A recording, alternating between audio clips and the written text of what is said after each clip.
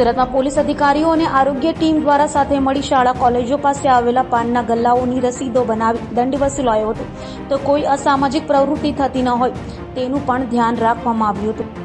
Surat police commissioner Anupamsinh ગેહલોતની સૂચના તેમજ માર્ગદર્શન હેઠળ સુરત શહેરમાં નો ડ્રગ્સ ઇન સુરત સિટીની મુહિમ ચલાવવામાં આવી રહી હોય, જે અંતર્ગત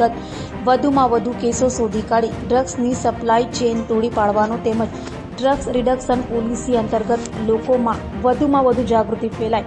અને યુવા ધન ડ્રગ્સનું સેવન કરવાથી બચે તે હેતુસર સુરત શહેર વિસ્તારમાં યુવાઓમાં પ્રચલિત એવા સ્કૂલ, કોલેજ જેવા શૈક્ષણિક સંસ્થાઓની નજીકના અંતરે આવેલા પાનના ગલ્લા, ચા નાસ્તાની લારી, ટપોરીઓ તેમજ સ્મોકિંગ ઝોન આઈડેન્ટિફાઈ કરી સંયુક્ત પોલીસ કમિશનર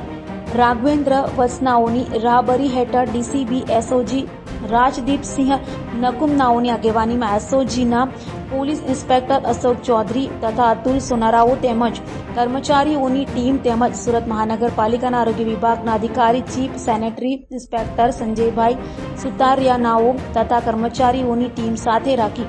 અઠવા ઝોન વિસ્તારમાં એક ડીસીબી કક્ષાના અધિકારી તેમજ 2 પોલીસ ઇન્સ્પેક્ટર, 4 પીએસઆઈ તેમજ 40 જેટલા પોલીસ કર્મચારીઓ તેમજ સુરત મહાનગરપાલિકાના એસઆઈ કક્ષાના એક અધિકારી તેમજ 12 જેટલા કર્મચારીઓની અલગ અલગ ટીમો બનાવી લારી ગલ્લાઓ ઉપર સરપ્રાઇઝ ચેકિંગ હાથ ધરવામાં આવ્યું હતું. દરમિયાન તમાકુ નિયંત્રણ અધિનિયમ 2003ની કડકાઈથી અમલવારી કરવાના હેતુસર કુલ 7 સ્થળો ઉપર પાનના ગલ્લાઓની રસીદો બનાવી ₹3000નો રોકડ સ્થળ દંડ વસૂલવામાં આવ્યો હતો. તેમજ ગોરધો રોડ પર ઓલપાડી મોહલ્લા પાસે આવેલ શ્રી વિષ્ણુ પ્રસાદ ત્રિવેદી પ્રાથમિક શાળા પાસેથી એક પાનના ગલ્લાનું દબાણ શાખા દ્વારા દૂર કરાયું હતું.